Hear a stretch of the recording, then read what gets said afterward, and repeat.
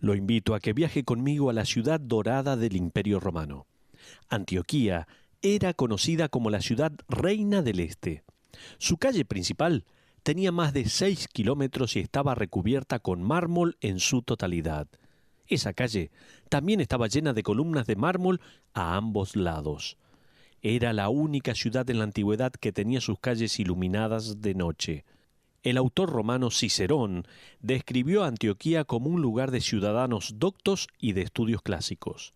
Además, Antioquía peleaba con Corinto por el primer lugar en pecaminosidad. Las carreras de carros en los hipódromos, las apuestas y la búsqueda del placer físico era la acción de esta ciudad. De hecho, hasta su religión principal en el templo de Dafne no era nada más que inmoralidad y prostitución. Antioquía era una ciudad de pecado. Cualquier deidad, cualquier placer estaba al alcance de uno. Las calles de Antioquía jamás estaban en silencio. Esta ciudad no descansaba nunca. Si había una ciudad en el Imperio Romano en la cual uno jamás pensaría en hacer una cruzada evangelística, esa ciudad era Antioquía. Si existía una ciudad que ignoraría el Evangelio, era esta. Aún así, en los próximos versículos de nuestro estudio de hoy, vamos a descubrir un ejemplo increíble.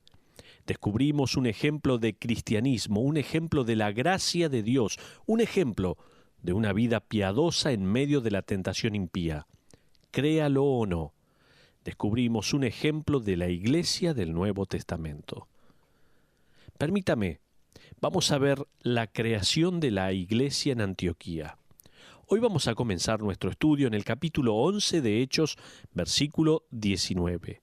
Si tiene su Biblia a mano, por favor, busque Hechos capítulo 11, versículo 19, donde dice la Biblia: Ahora bien, los que habían sido esparcidos a causa de la persecución que hubo con motivo de Esteban, pasaron hasta Fenicia, Chipre y Antioquía, no hablando a nadie la palabra, sino solo a los judíos. Esto le puede sonar extraño, a menos que tenga en mente la naturaleza transicional del libro de los Hechos. No se olvide de esto.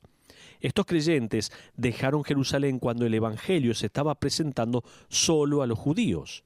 Ellos no tenían ni idea que Pedro había presentado recientemente el Evangelio a un gentil llamado Cornelio.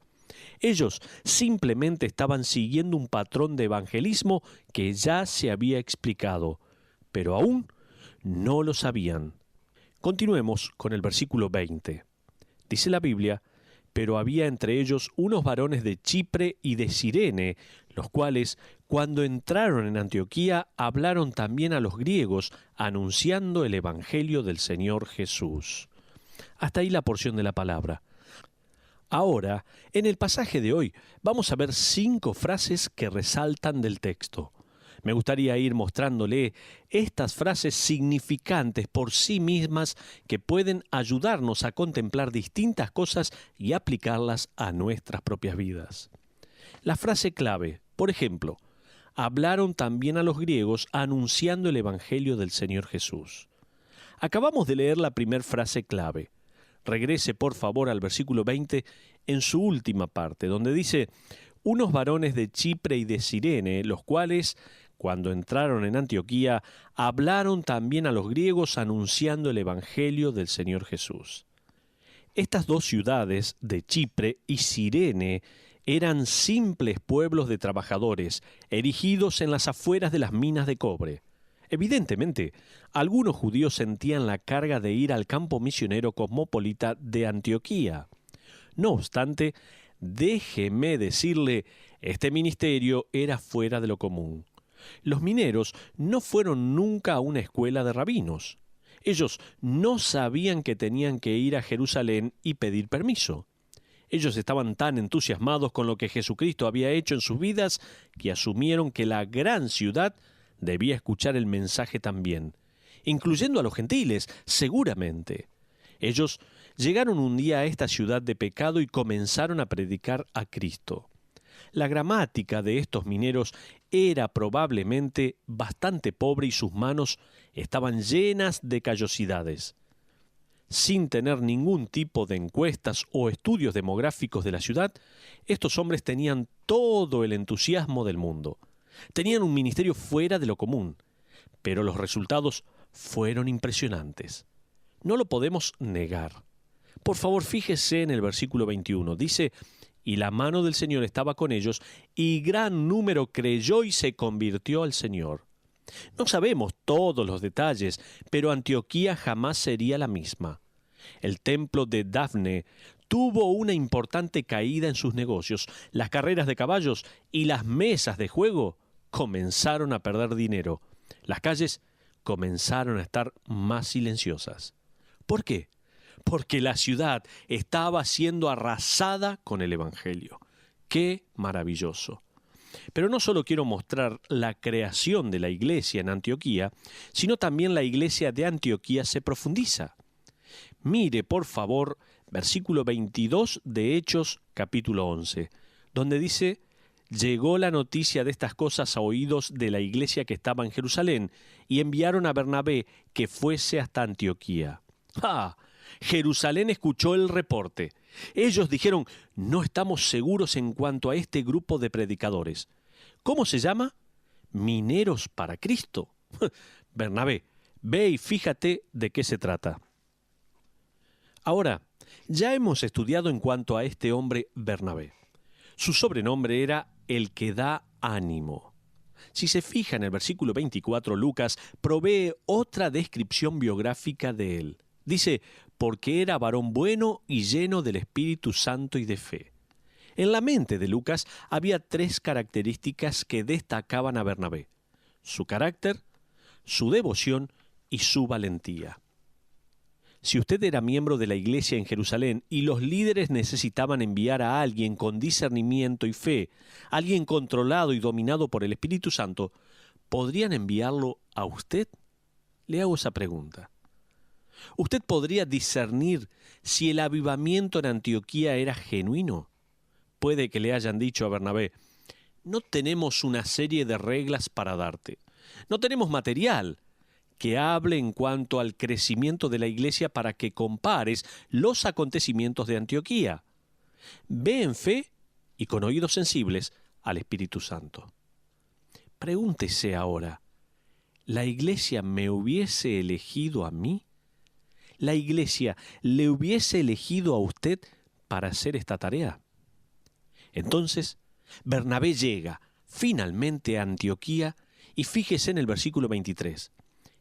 Cuando llegó y vio la gracia de Dios, se regocijó y exhortó a todos a que con propósito de corazón permaneciesen fieles al Señor. Ahora, otra frase clave. Bernabé vio la gracia de Dios. El versículo 23 nos da la próxima frase clave. Bernabé vio la gracia de Dios. ¿Cuál es el aspecto de la gracia de Dios? Nosotros hablamos de vivir bajo la gracia, de experimentar la gracia de Dios, de ser salvo por gracia, y cantamos sublime gracia. Pero, ¿cómo es la gracia para que Bernabé pudiese verla? Si nos fijamos en el libro de los Hechos y en otros libros del Nuevo Testamento, en cada referencia a la iglesia en Antioquía, vamos a encontrar que Bernabé vio personas llegando a Cristo por fe, en el capítulo 11. Dádivas espontáneas y sacrificiales, en el capítulo 11 también. Oración y ayuno, en el capítulo 13. Vio también una visión del mundo. Antioquía iba a mandar los primeros misioneros, como se menciona en el capítulo 13. También Bernabé vio personas aceptándose unos a otros en el cuerpo de creyentes. No había ni judío ni gentil. Pablo va a hacer referencia en el libro de Gálatas, capítulo 2, a que en Antioquía los judíos y los gentiles comían juntos, que probablemente era una referencia a la cena del Señor. Bernabé vio todo esto. Esa era la gracia que él vio. Bernabé estaba en medio de todo eso, predicando y animándolos a que sean fieles. Él se da cuenta que no puede hacer solo esto. De hecho, la palabra de Dios está floreciendo entre los gentiles. ¿Quién podrá ayudarle? El versículo 25 revela la respuesta y nos da la próxima frase clave. La frase clave es: después fue Bernabé a Tarso para buscar a Saulo. Ahora, recuerde, han pasado unos 8 años desde que Pablo y Bernabé se conocieron. Usted recordará de estudios previos que en Hechos capítulo 9, Bernabé puso en riesgo su reputación al presentar a Pablo ante los apóstoles y defenderlo ante el Sanedrín. No mucho después de esa presentación, Saulo fue enviado de regreso a casa. Los apóstoles no veían en qué usarlo. Parecía que no había lugar para él o futuro en la iglesia. Fue un: hola, Pablo. Bueno, adiós, Pablo. Chao. Sin embargo, la reacción de Bernabé para con Pablo no fue esa. Bernabé nunca lo dejó de lado y ahora, ¿quién mejor para servir con él que un judío culto en la cultura griega y que a la vez era ciudadano romano? ¿Quién mejor que él? Saulo era perfecto para la tarea. Si tan solo Bernabé pudiera encontrarlo. La palabra traducida aquí, buscar, es una palabra intensa. Por ejemplo, cuando uno va a un centro comercial o a una tienda de ropa, puede que su esposa mire qué hay, busque y diga: creo que aquí no hay nada para mí.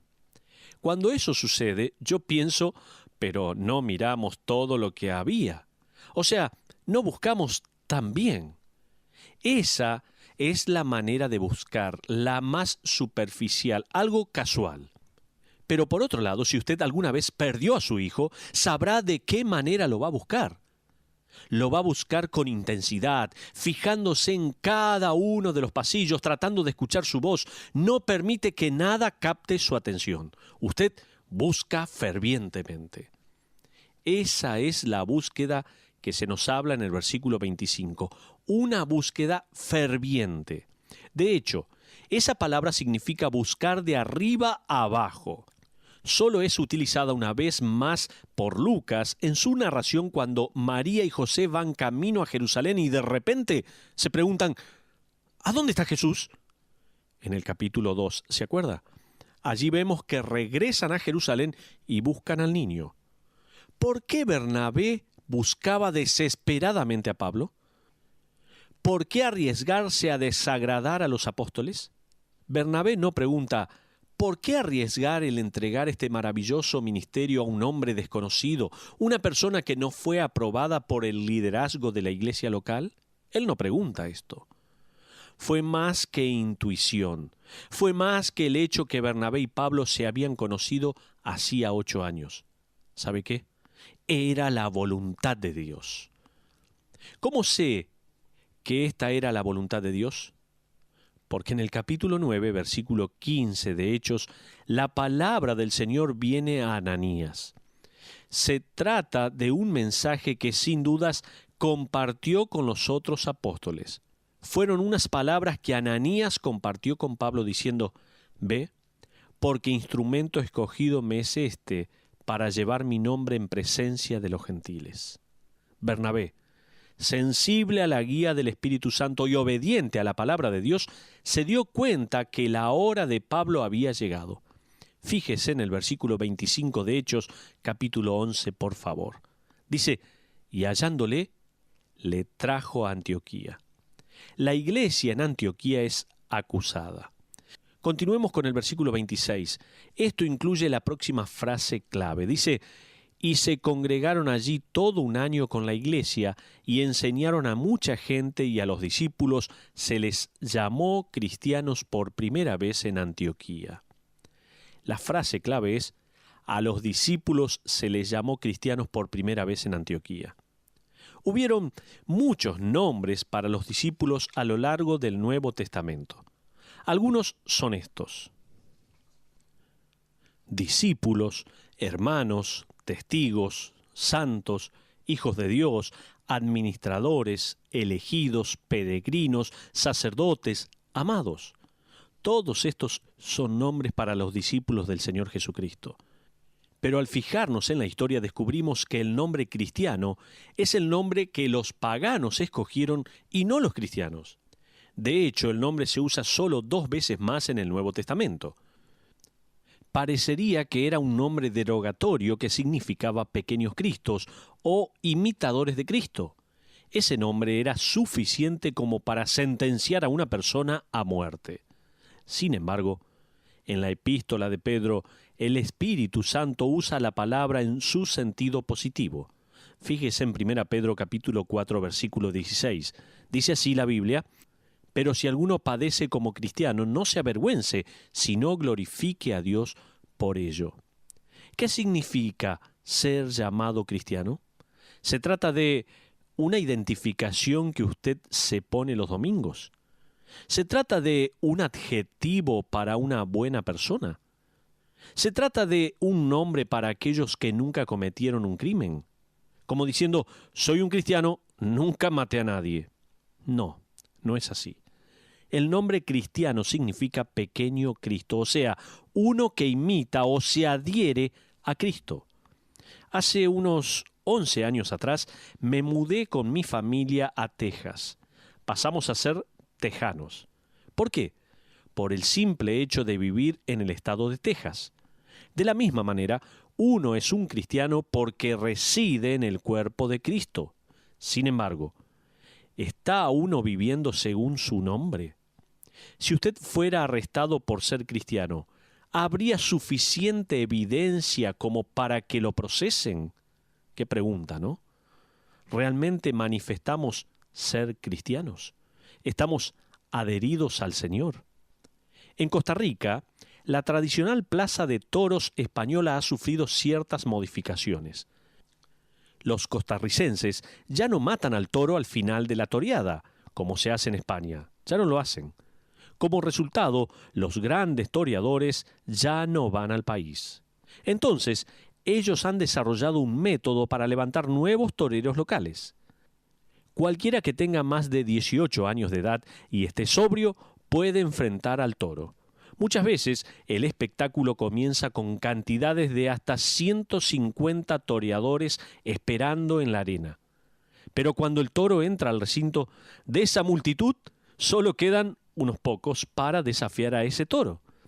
Los 150 querían el título de toreador, pero solo unos pocos están dispuestos a hacerlo. Muy seguramente la gran mayoría que está escuchando en este momento quiere el título de cristiano. Pero ¿sabe qué? Muy pocos están dispuestos a vivir como tales. Estamos viendo a través de la porción de la palabra de Dios en Hechos capítulo 11, la creación de la iglesia en Antioquía. Pero vimos en segundo lugar también la iglesia de Antioquía se profundiza.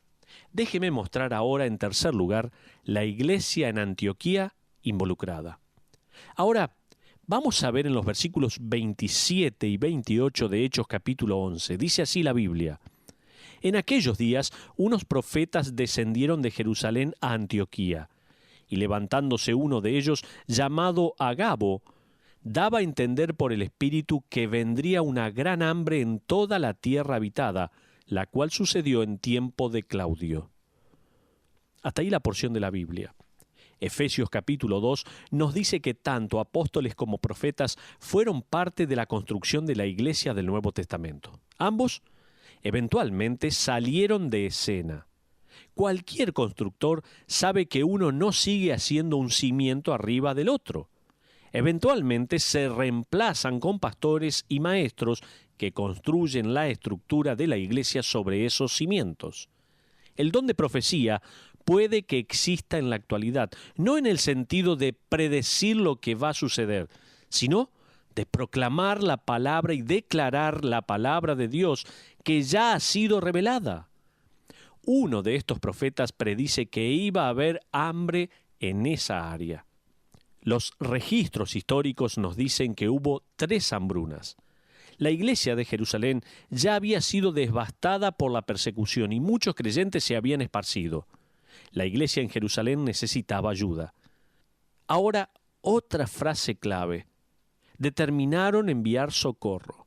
Fíjese en esta próxima frase clave en el versículo 29. Dice: «Entonces los discípulos, cada uno conforme a lo que tenía, determinaron enviar socorro a los hermanos que habitaban en Judea. Continuemos con el versículo 30. Dice, lo cual en efecto hicieron, enviándolo a los ancianos por mano de Bernabé y de Saulo. Hasta ahí la porción.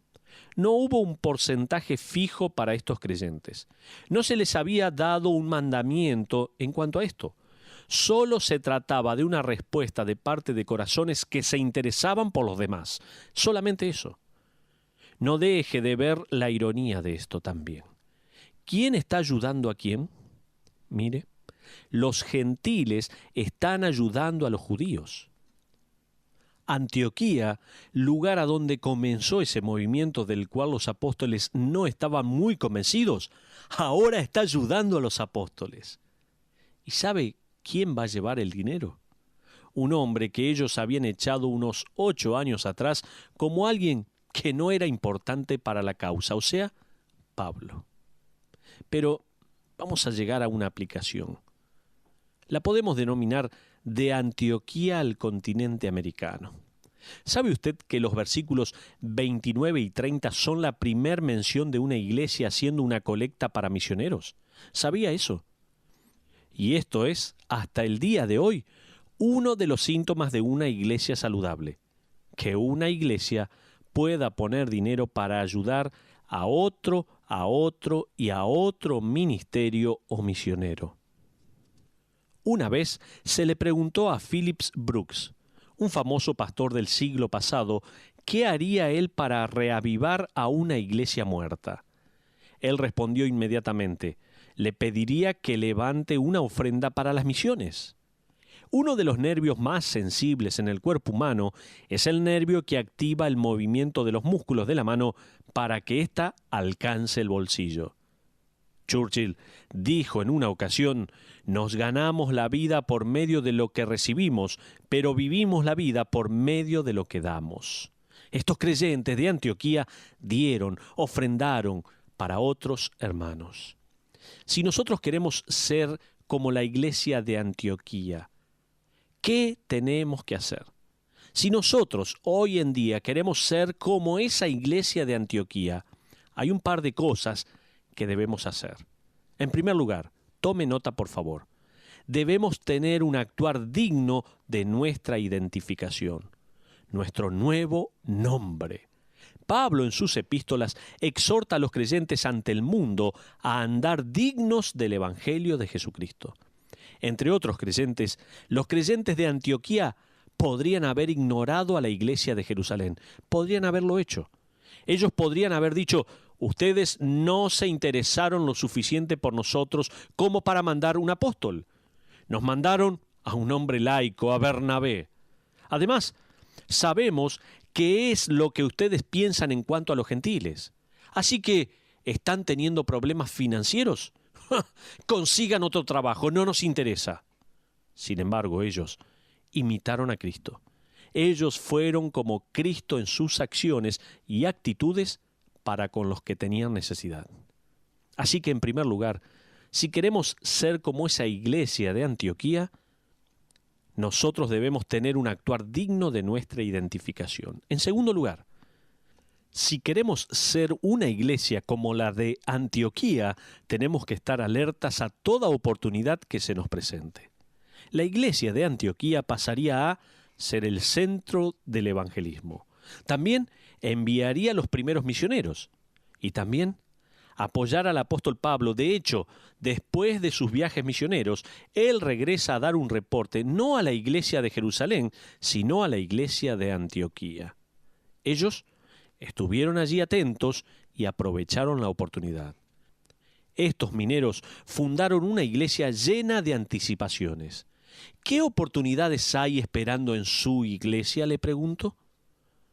Una oportunidad es la de fundar iglesias satélite, no solo en su país, sino alrededor del mundo. Cuando tenga que dejar de lado mis bosquejos de predicaciones, quiero que nuestra iglesia pueda mirar hacia atrás y ver no solamente lindos edificios y cientos de personas alabando a Dios, sino ver que fuimos como la iglesia de Antioquía, que seamos parte de alcanzar a este mundo. andemos como es digno de nuestro nombre. Somos cristianos. Estemos alerta en cuanto a oportunidades de ministrar. Ministrar para poder glorificar a nuestro Salvador, el Señor Jesucristo. Esa es mi oración constante. Y es mi oración al Señor para que cada uno de nosotros podamos cumplir con este mismo objetivo.